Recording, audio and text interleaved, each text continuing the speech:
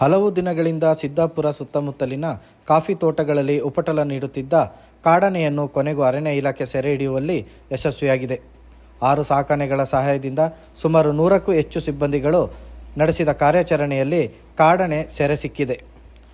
ಸಿದ್ದಾಪುರ ಭಾಗದ ಕಾಫಿ ತೋಟಗಳಲ್ಲಿ ಕಾಡಾನೆ ನಿರಂತರವಾಗಿ ಸಂಚರಿಸಿ ಕೃಷಿ ಫಸಲು ನಾಶಪಡಿಸುತ್ತಿದ್ದು, ಕಾರ್ಮಿಕರು, ಬೆಳೆಗಾರರು ಹಾಗೂ ಶಾಲಾ ವಿದ್ಯಾರ್ಥಿಗಳಲ್ಲಿ ಭೀತಿಯ ವಾತಾವರಣ ಉಂಟುಮಾಡಿತ್ತು. ಇದೇ ಕಾಡಾನೆ ಸಿದ್ದಾಪುರ ಸಮೀಪದ ಕಾಫಿ ತೋಟದಲ್ಲಿ ಒಬ್ಬ ಬೆಳೆಗಾರನ ಬಲಿಗೂ ಕಾರಣವಾಗಿದ್ದು, ಹಗಲಿನಲ್ಲೇ ಕಾಣಿಸಿಕೊಂಡು ಸ್ಥಳೀಯರಲ್ಲಿ ತೀವ್ರ ಆತಂಕ ಮೂಡಿಸಿತ್ತು. ಕಾಡಾನೆಯನ್ನು ಸೆರೆ ಹಿಡಿಯುವಂತೆ ಸ್ಥಳೀಯರು ಹಾಗೂ ಜನಪ್ರತಿನಿಧಿಗಳು ಪ್ರತಿಭಟನೆ ನಡೆಸಿದ ಹಿನ್ನೆಲೆ ಮುಖ್ಯಮಂತ್ರಿಗಳ ಕಾನೂನು ಸಲಹೆಗಾರರು ಹಾಗೂ ಕ್ಷೇತ್ರದ ಶಾಸಕ ಎಸ್ ಪಣ್ಣಣ್ಣ ತಕ್ಷಣ ಕ್ರಮ ಕೈಗೊಳ್ಳುವಂತೆ ಅರಣ್ಯ ಇಲಾಖೆಗೆ ಸೂಚನೆ ನೀಡಿದರು. ಇದನ್ನು ಗಂಭೀರವಾಗಿ ಪರಿಗಣಿಸಿದ ಅರಣ್ಯ ಇಲಾಖೆ ದುಬಾರೆ ಸಾಕಣೆ ಶಿಬಿರದ 6 ಸಾಕಾನೆಗಳ ಸಹಕಾರದೊಂದಿಗೆ ಬೆಳಗ್ಗೆಯಿಂದಲೇ ಕಾರ್ಯಾಚರಣೆ ಆರಂಭಿಸಿತು.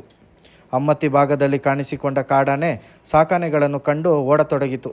ಬಳಿಕ ಪಾಳಿಬೆಟ್ಟ ಸಮೀಪದ ಕಾಫಿ ತೋಟದಲ್ಲಿ ಮತ್ತೆ ಕಾಣಿಸಿಕೊಂಡು ಎಮ್ಮೆಗುಂಡಿ ಮಾರ್ಗವಾಗಿ ಚೆನ್ನಯ್ಯನಕೋಟೆ ವ್ಯಾಪ್ತಿಯ ಕಾಫಿ ತೋಟದಲ್ಲಿ ಪತ್ತೆಯಾಯಿತು. ಸುಮಾರು 9 ಕಿಲೋಮೀಟರ್ ದೂರದ ಸಾಕಾನೆಗಳೊಂದಿಗೆ ಅರಣ್ಯ ಇಲಾಖೆ ಸಿಬ್ಬಂದಿಗಳು ಕಾಡಾನೆಯನ್ನು ಹಿಂಬಾಲಿಸಿದರು. ನಂತರ ಶಾರ್ಪ್ ಶೂಟರ್ ರಂಜನ್ ಹಾಗೂ ವೈದ್ಯ ಡಾಕ್ಟರ್ ರಮೇಶ್ ಬಂದೂಕಿನ ಮೂಲಕ ಅರವಳಿಕೆ ನೀಡಿ ಆನೆಯನ್ನು ನಿಯಂತ್ರಣಕ್ಕೆ ತಂದರು.